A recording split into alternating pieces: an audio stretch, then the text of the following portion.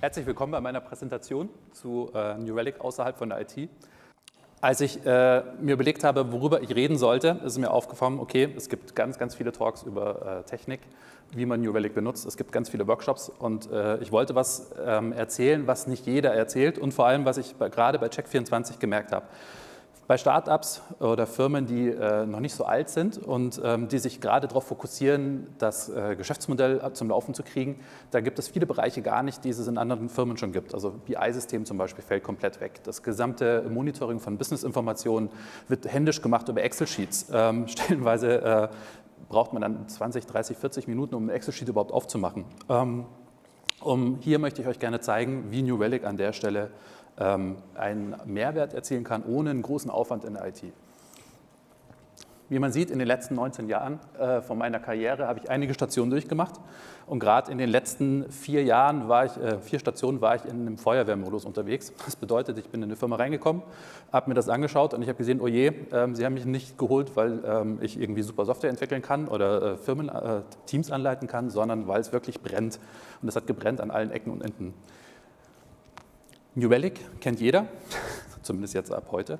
Und das ist super genial, um innerhalb von kurzer Zeit Informationen zu sammeln. Das heißt, also man kann wirklich sich hingehen, man kann sich die New Relic angucken und ich kann meine gesamte Live-Umgebung, die ich, wenn ich am Tag 1 in eine neue Firma reinkomme, überhaupt noch nicht kannte. In den letzten Unternehmen haben wir die gesamte Produktivumgebung jeweils innerhalb von einem Tag komplett mit New Relic ausstatten können. Das heißt, also ich habe meinen APM-Daemon installiert auf allen Servern, egal ob das jetzt 20 oder 100 Server waren. Ich habe alle Plugins installiert, die es über New Relic so gibt, für MySQL zum Beispiel, für Nginx und so weiter. Und alle anderen Sachen, die es dort sind, gerade auch alles rund um Serverüberwachung zum Beispiel. Hier sieht man so ein paar Diagramme, die man damit sammeln kann. Das heißt, ich habe hier auch tatsächlich meine Ausführungen, Abtext zum Beispiel, wie lange braucht meine Webseite, um auszuliefern, wie ist mein Durchsatz. Ich kann alle Datenbank-Queries mir anschauen. Ich sehe, wo es denn da tatsächlich in der Datenbank hängt, was ist denn wirklich langsam und so weiter. Und ich habe Serverinformationen wie zum Beispiel Load, Netzwerk-IO und so weiter. Aber damit wollen wir uns jetzt nicht aufhalten. Dafür gibt es ganz viele andere Vorträge.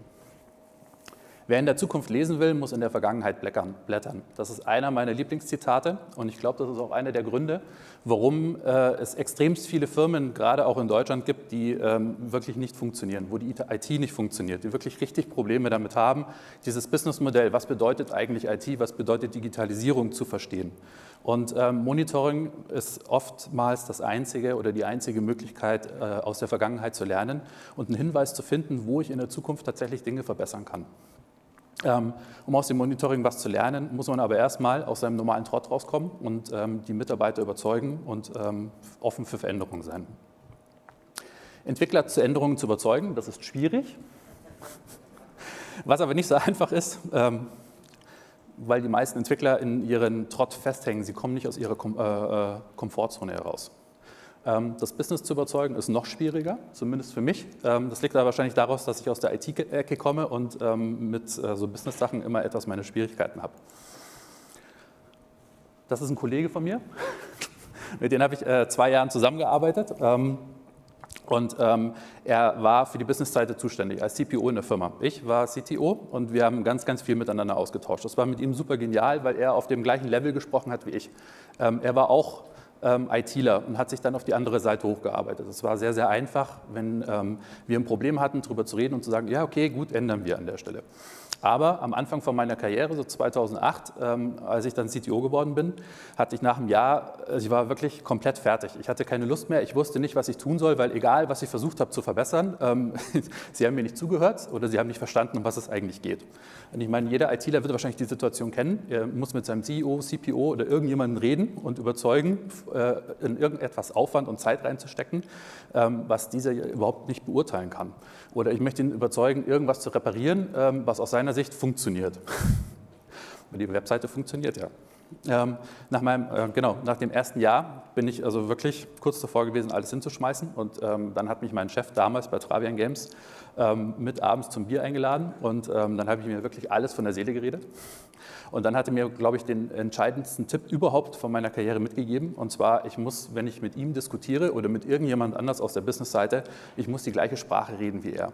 Das heißt, ich muss in Euros reden und ich muss ihm Entscheidungsvorlagen geben, weil er braucht A oder B und dann kann er sagen A oder B. Und daraufhin muss ich ihm noch die Informationen mitgeben, die er dort braucht.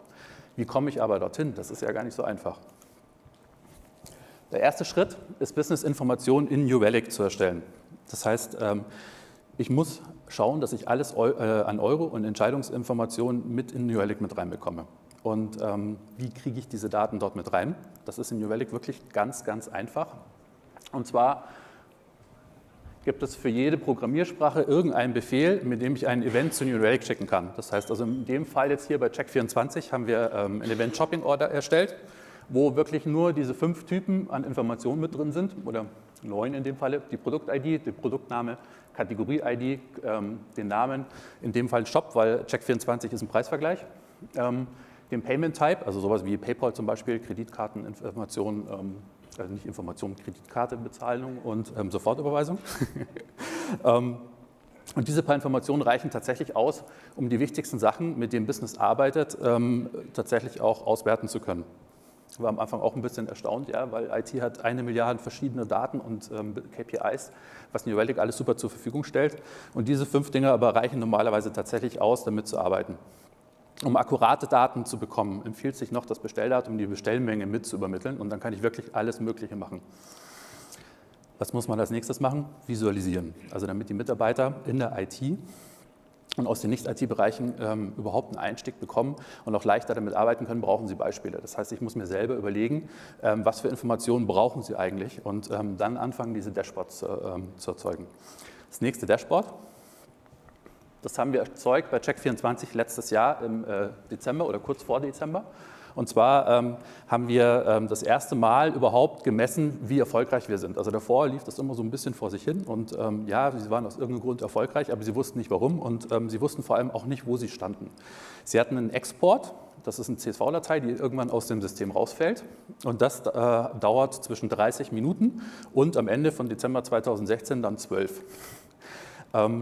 Das heißt, sie wussten dann quasi erst am Ende des Arbeitstages, wie erfolgreich sie überhaupt waren. Und das ist natürlich für den Zusammenhalt einer Firma oder überhaupt, um Informationen zu haben, funktioniert eigentlich alle meine Maßnahmen gut, sehr, sehr schlecht.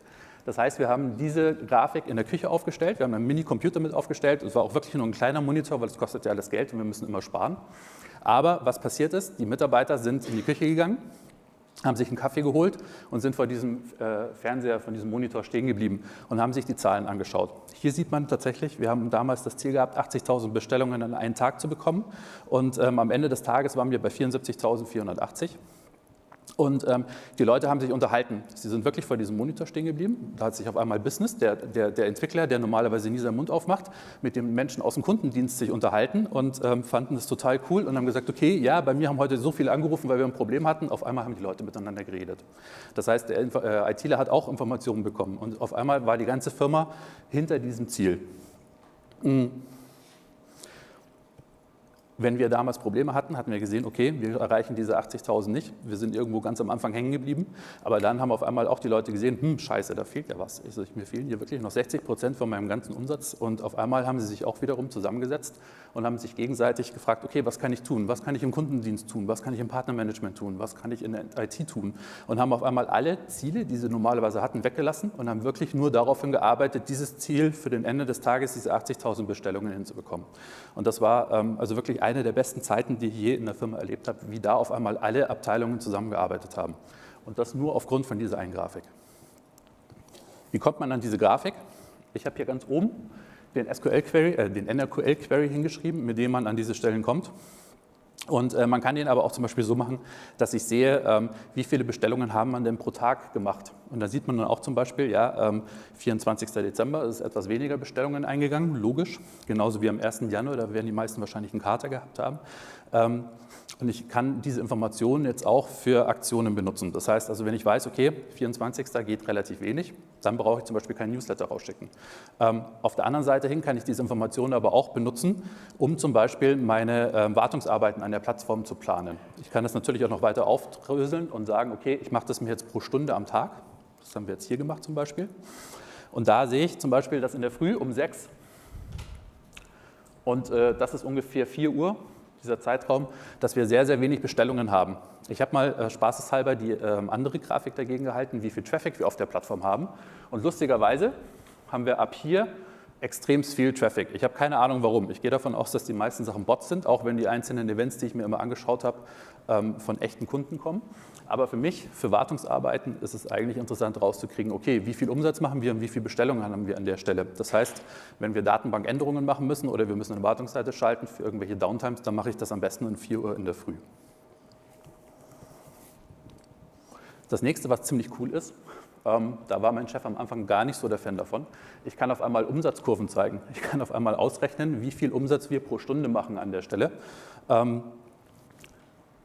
Und er wusste gar nicht, was man damit anfangen sollte. Also er hatte gemeint, okay, Zahlen alle öffentlich zu machen. Bei uns in der Firma haben Google Analytics-Konto genau 2 Leute. Aktuell haben wir wir sind knapp 100 Leute, haben 80 Leute davon auch tatsächlich einen New Relic-Account. Also das ist schon relativ viel. Und wir haben das Experiment mal gemacht. Wir haben den Leuten auch tatsächlich die Information gegeben, wie viele Bestellungen machen wir denn am Tag und was ist es denn tatsächlich auch in Euros wert. Und auf einmal kann ich auch wieder diskutieren auf einer ganz anderen Art und Weise mit meinem Chef oder mit dem PO oder mit irgendjemand aus dem Business. Und zwar kann ich zum Beispiel sagen, diese gestrichelte Kurve ist der normale Umsatzverlauf in Euro. Und das Blaue war jetzt zum Beispiel gestern, wo wir einen Ausfall gehabt hatten. Und dann kann ich ihm sagen, das auf einmal sind hier irgendwie x tausend Euro, wo mich dieser Ausfall gekostet hat. Und wenn ich jetzt darüber reden will, wie im vorigen Vortrag, ja, wir müssen schauen, dass wir auf 0 Fehler runterkommen und wir müssen gucken, dass das alles besser funktioniert, kann ich auf einmal auch mit dem Business reden, weil ich kann ihm sagen, was dieser Ausfall gekostet hat. Umgekehrt kann ich aber auch in der IT mit jedem Entwickler reden und kann sagen, Leute, ihr müsst euch New Relic anschauen, ihr müsst euch die Fehler anschauen, ihr müsst das Logfile anschauen, Kibana oder was auch immer eine Firma hat, weil dieser Ausfall war richtig teuer. Wenn wir den jetzt nochmal bekommen, dann kann ich mir 2 Entwickler davon leisten. Auf die Art und Weise kann man in beide Richtungen argumentieren und es funktioniert extremst gut, auch gerade mit IT-Lern, wenn man ihnen auf einmal Euros hinhaltet und sie das in ihr eigenes Jahresgehalt umrechnen. Ich habe noch keinen einzigen ITler erlebt, der dann gesagt hat, nee, sorry, aber mache ich trotzdem nicht. Das ist das nächste, was ziemlich cool ist. Ich kann auf einmal dann auch meine ganzen Fehler, die ich im System habe, das ist jetzt hier ziemlich geschönt, als ich bei Check24 angefangen habe, wie auch in allen anderen Firmen davor, wir haben PHP-Applikationen, hatten wir Hunderttausende, 500.000 Fehler pro Stunde. Das heißt, da hinten sitzen ein paar von Lamudi, von Rocket, wo wir vorgearbeitet haben, die kennen das Spiel. Man findet den echten Fehler nicht, weil wir so viel Grundrauschen in Fehlern haben. Das heißt, was haben wir eingeführt? Wir haben gesagt, okay, wir brauchen eine Zero-Error-Policy. Das heißt, wir müssen wirklich runterkommen. Und die Argumentation an der Stelle war wieder genau die gleiche Richtung Business, aber auch Richtung IT. Wenn wir einen Ausfall haben und wir müssen suchen, weil wir 6 Stunden brauchen, um diesen Fehler überhaupt erstmal zu finden und dann nochmal 2 Stunden, um diesen Fehler auch tatsächlich zu lösen, dann ist das extrem viel Geld, was da verblasen wird. Und das versteht jeder. Und dann kann man daran arbeiten und gucken und sagen, okay, wir kommen auf 0 Euro runter. Es gibt aber noch ein paar andere Anwendungsfälle. Was ziemlich cool ist, wir haben ja am Anfang gesagt, man muss in der Vergangenheit blättern, um irgendwas zu lernen. Man kann genauso gut in die Zukunft gucken. Und zwar kann ich mit New Relic zum Beispiel sehen, okay, wie funktioniert meine Infrastruktur. Wir hatten bei Check24 Weihnachten einen Newsletter rausgeschickt mit 2 Millionen Kunden und auf einmal ist unser System in Rauch aufgegangen, also es hat hinten und vorne nicht mehr funktioniert. Das heißt, wir haben den Fehler gefixt, war ein bisschen was Technisches und auf einmal lief alles smooth durch, als wir den zweiten Newsletter rausgeschickt haben. Jetzt kam dann mein Chef zu mir und hat gemeint, ja, er würde gerne 3 Millionen Kunden einen Newsletter rausschicken. Und dann haben wir uns die Systeme angeschaut. Wir haben den Serverbereich von Check24 angeguckt und haben gesehen, okay, hat jetzt eigentlich das letzte Mal ganz gut geklappt, aber wenn ich mir das mal so anschaue, 1/3 mehr Traffic, die CPU, Netzwerkspeicher und von allen Servern überprüfen. Das heißt, wir haben gesehen, Load Balancer war tatsächlich das Netzwerkinterface am Limit. Wir waren knapp 850 Mbit, die wir darüber geschaufelt haben.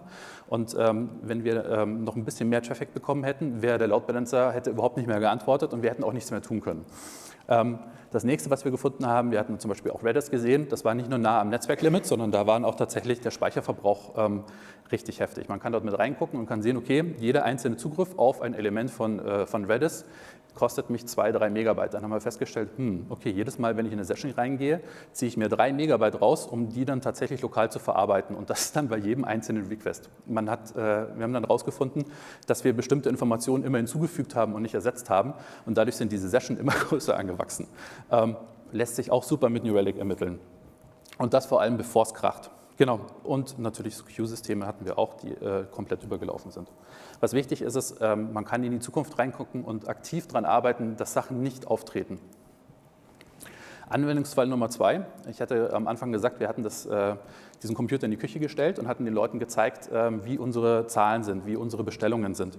Dann hatte einer aus dem Partnermanagement mich gefragt bei Check24, ja, könnte er nicht auch Zugriff darauf bekommen, weil er findet die Daten sehr interessant. Er hatte mir nichts gesagt, er war Abteilungsleiter, habe ich gesagt, klar, logisch, kannst du bekommen. Und dann hat er angefangen, sich Dashboards zusammen zu basteln, ist aber mit dem NRQL nicht so ganz klar gekommen. Aber ich meine, man muss auch sagen, er ist Verkäufer, er redet mit irgendwelchen Partnershops. Das heißt, er hat mich hingesetzt, hat gesagt, okay, was will er eigentlich machen? Und er wollte tatsächlich Preisfehler rausfinden. Also es gibt zigtausende verschiedene Möglichkeiten, Preisfehler in den E-Commerce-Unternehmen zu tracken. Zum Beispiel, wenn man sagt, okay, wenn der Angebotspreis 15-20% unter dem normalen Preis ist zum Beispiel, dann mache ich einen Alert. Kenne ich alles. Ich habe bei MBB aber gearbeitet, ich weiß internes von Amazon, da haben sie auch was auf Präsentationen gehalten, funktioniert aber in der Realität alles nicht. Es gibt immer Mitarbeiter, die entweder was ausschalten, weil der Prozess zu kompliziert ist, oder irgendeine Extremsituation, wo sie es auch wiederum ausschalten müssen, weil wir sonst einen Newsletter mit irgendeinem Special-Angebot nicht verkaufen können. Faktisch ist, in jeder Firma, die irgendwas mit E-Commerce und Verkaufen zu tun hatte, die hat den einen oder anderen Preisfehler-Issue schon gehabt. Das Beste, was funktioniert, ist, man guckt, wo verkaufe ich denn besonders viel. Das haben wir auch tatsächlich hier gemacht. Wir haben uns hier der letzten 5 Minuten alle Produkte ausgeben lassen und gruppiert nach dem Produktnamen und geguckt, wie oft haben wir die verkauft. Wir haben zum Beispiel hat 280 Millionen Produkte mit drin, Check24 etwas weniger, aber in der Regel verkaufen wir innerhalb von 5 Minuten 2-3 Produkte maximal.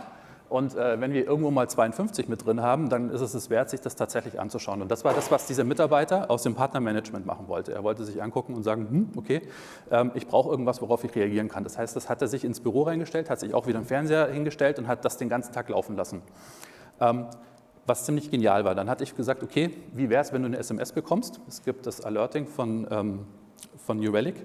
Ich habe es aber leider nicht hinbekommen, weil dieses Facet-Befehl dort oben, das wird leider nicht unterstützt von MNQL. Aber sie haben mir versprochen, dass es demnächst noch kommt. War aber kein Problem.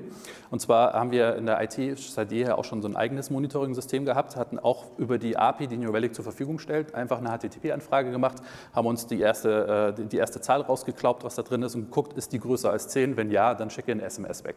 Und das hat uns seitdem hier tatsächlich vor Preisfehlern bewahrt. Und wir hatten schon ein paar, die zum Glück nicht eingetreten sind.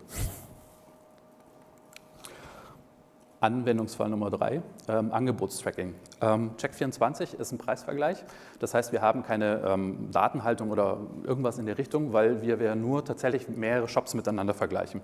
Jetzt haben wir aber angefangen mit Partnern tatsächlich Angebote zu verschicken, weil Check24 ist eine große Marke, wir haben eine gute Plattform, wo die Leute tatsächlich hingehen und sich das Sachen auch alles anschauen. Und deswegen haben wir gesagt, okay, benutzen wir das, schicken einen Newsletter mit raus, ihr gebt uns ein Angebot und wir machen das auf unsere Webseite und ihr könnt euch das anschauen.